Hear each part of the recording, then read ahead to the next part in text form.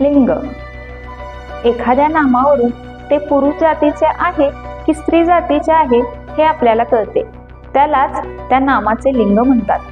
ज्या नामावरून पुरुष जातीचा बोध होतो ते पुल्लिंग असते आणि ज्या नामावरून स्त्री जातीचा बोध होतो ते स्त्रीलिंग असते. ज्या नामावरून पुरुष किंवा स्त्री जातीचा बोध होत नाही ते नपुंसकलिंग असते. माळी, माळीण, भाऊ, बहीण, देव, देवी, उंट, सांडणी, तरुण, तरुणी, मोर, लांडोर, कोकिळ, कोकिळा, पुरुष, स्त्री, शिक्षक, शिक्षिका, बैल, गाय, कुत्रा, कुत्री, पुत्र, कन्या, चिमणा, चिमणी, बोकड, शेळी.